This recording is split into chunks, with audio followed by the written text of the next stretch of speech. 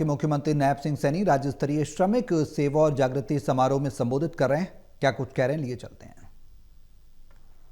और उन्होंने कहा है कि एग्रीकल्चर नो कल्चर, ये इस प्रकार की लोगों की भावनाएं थी। मुझे खुशी है आज आप लोगों के बीच में ये बताते हुए 1 नवंबर 1966 के बाद लगातार हरियाणा विकास की नई ऊंचाइयों के ऊपर पहुंचा है। और मुझे खुशी है हरियाणा प्रदेश जो एक कृषि प्रधान राज्य के रूप में जिसकी पहचान थी, हमारा यही प्रदेश ने जो पहचान बनाई है, हरियाणा ने पहचान कि हमारा देश जवान के रूप में हरियाणा ने एक पहचान बनाई है। आज आर्मी में हमारे हरियाणा के 10% जवान वो हमारी देश की सीमाओं की रक्षा करने के अंदर लगे हुए हैं। इसमें हरियाणा ने अपनी एक पहचान बनाई है। मुझे खुशी है मेरे हरियाणा के युवाओं ने आज पूरी दुनिया में, आज भारत में, आज खेलों में हमारे युवाओं ने एक अलग पहचान बनाई है। अगर ओलंपिक में देश 7 मेडल जीत करके लेकर के आता है तो मेरे हरियाणा के युवा उसमें जो योगदान होता है, 7 मेडल में 4 मेडल का योगदान मेरे हरियाणा का होता है। मेरे हरियाणा ने ये पहचान बनाई है और मुझे खुशी है आज मेरे हरियाणा ने चाहे जवान के रूप में या खिलाड़ी के रूप में, किसान के रूप में, आज हमारे हरियाणा ने उद्योग के रूप में भी एक अलग पहचान बनाई है और उसका श्रेय आप सबको जाता है। आप सबको मैं बहुत बहुत बधाई देता हूं। साथियों, हमारा हरियाणा विकास की दृष्टि से आज देश के अग्रणी राज्यों में हरियाणा की गिनती होती है और इस अग्रणी राज्य में लाने में आप सबका बड़ा योगदान है। मैं इसलिए आप सबको प्रणाम करता हूं, आप सबको नमन करता हूं। मित्रों, आपके बल पर ही आज हरियाणा देश के सबसे तेजी से प्रगति करने वाला राज्य के रूप में ये खड़ा हुआ है। हम हरियाणा में श्रमिकों के कल्याण के लिए और उनके उत्थान के लिए कई योजनाएं हमने चलाई हुई हैं। हम प्रदेश की श्रम शक्ति की प्रगति, उसके कल्याण और उसकी खुशहाली के लिए हमारी सरकार प्रतिबद्ध है।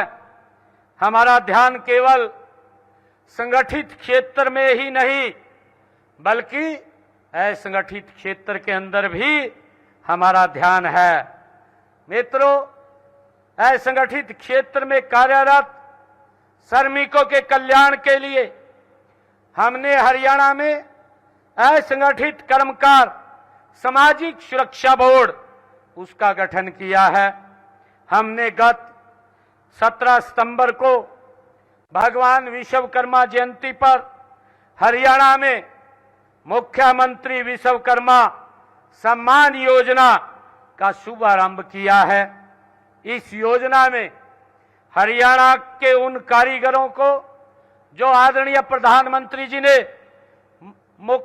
भगवान विश्वकर्मा कौशल योजना जो चलाई थी, जिसका शुभारंभ किया था, ऐसे हमारे श्रमिक, जिन श्रमिकों ने उस योजना के अंदर अपने आप को स्किल किया है, ऐसे श्रमिकों को हमने 5,000 रुपए का हरियाणा सरकार ने टॉप अप के रूप में दे करके उनको सम्मान करने का काम हमारी सरकार ने किया है। भाइयों, जो प्रधानमंत्री विश्वकर्मा योजना में कौशल प्रशिक्षण प्राप्त करते हैं, मुख्यमंत्री श्रम पुरस्कार योजना के तहत हमारे उन श्रेष्ठ श्रमिकों को 51,000 रुपये, 2 लाख रुपए तक के ये पुरस्कार दिए जाते हैं। मित्रों, निर्माण श्रमिक परिवारों को हमने जो कंस्ट्रक्शन में हमारे जो श्रमिक काम कर रहे हैं और जिनका हमारे विभाग के अंदर रजिस्ट्रेशन है, ऐसे श्रमिक के परिवारों की बेटी की विवाह के ऊपर हम उन बेटियों की शादी में 1,01,000 रुपए की राशि वो प्रदान करते हैं। और ऐसी प्रकार अगर श्रमिक के बेटे की शादी होती है या उसकी स्वयं की शादी होती है तो उसको 21,000 रुपया देने का काम ये हमारी सरकार करती है। मित्रों, विभिन्न कल्याणकारी योजनाओं के तहत हरियाणा भवन एवं सन्निर्माण कर्मकार कल्याण बोर्ड द्वारा पिछले 11 वर्षों में निर्माण श्रमिकों के कल्याण के लिए हमने, अगर आप देखेंगे, 3,866 करोड़ रुपया उनके वेलफेयर के लिए हमारी सरकार ने पिछले 11 वर्षों में खर्च किए हैं। मित्रों, हरियाणा श्रम कल्याण बोर्ड भवन निर्माण और उद्योगों में कार्यरत हमारे श्रमिक के फेफड़े जो हमारे सिलिकोसिस की विकट बीमारी से वो प्रभावित हो जाते थे, उनके लिए भी एक विशेष योजना हमने लागू की है, जिसके तहत हमने प्रभावित श्रमिक के पुनर्वास हेतु 5 लाख रुपए की वित्तीय सहायता भी हम प्रदान करते हैं, जो अभी हमने यहाँ पर मंच के ऊपर उन श्रमिकों के लिए ये प्रदान भी की है। और मित्रों, हमने इसके तहत अब तक हरियाणा प्रदेश में जो हमारे सिलिकोसिस से पीड़ित हमारे श्रमिक हैं, उसके तहत हमने अब तक 619 प्रभावित श्रमिकों को 38 करोड़ 29 लाख रुपए की सहायता हमने उन तक पहुंचाई है। मित्रों, श्रमिकों के आश्रितों को 7 ईएसआई अस्पताल, 39 डिस्पेंसरीज, 3 आयुर्वेदिक डिस्पेंसरीज और 1 मोबाइल डिस्पेंसरी द्वारा समग्र सेवाएं ये प्रदान की जा रही हैं। मित्रों, इसके अलावा हमारे 157 निजी अस्पताल ईएसआई लाभार्थियों को जो हमने पैनल किए हुए हैं कैशलेस स्वास्थ्य सेवाएं वो प्रदान कर रहे हैं, ताकि किसी भी श्रमिक को अपने इलाज कराने में कोई समस्या या दिक्कत ना आए।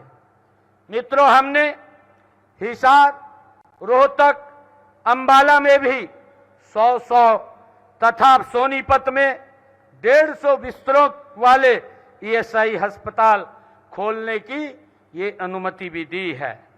और मित्रों, इसके अलावा करनाल में हमने 30 बिस्तरों का ईएसआई अस्पताल खोलने की अनुमति दी है और इसका विस्तार 100 बिस्तरों तक ये करनाल में भी किया जाएगा। हमने वेतन सीमा बढ़ाकर और अधिक औद्योगिक और श्रमिक संगठनों को संगठित हमारे विभिन्न कल्याणकारी योजनाओं का भी लाभार्थी उनको बनाया है। मित्रों, हमने अपने श्रमिकों के लिए चाहे साइकिल, सिलाई मशीन, एलटीसी योजनाओं के लिए वेतन सीमा 18,000 रुपये से बढ़ाकर 20,000 रुपये ये करने का निर्णय किया है।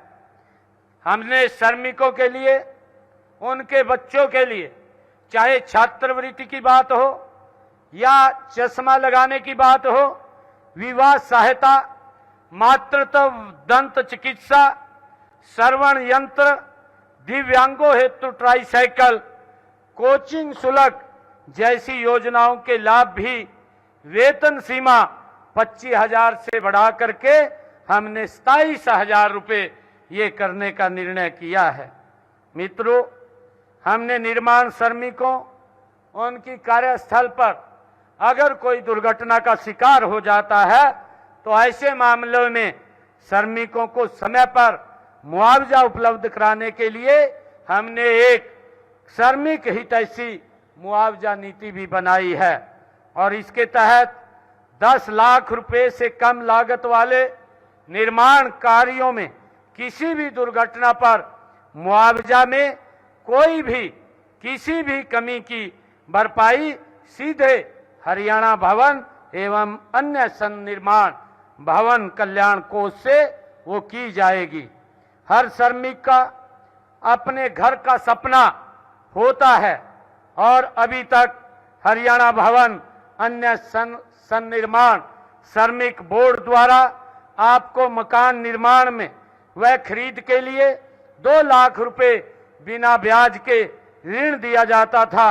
अब हमने इस ऋण योजना को बंद कर इसकी जगह प्रत्यक्ष वित्तीय सहायता योजना लागू की है। अब मुख्यमंत्री आवास योजना के पात्र निर्माण श्रमिकों को 2.5 लाख रुपए तक की वित्तीय सहायता सीधी दी जाएगी। ये निर्णय हमने किया है।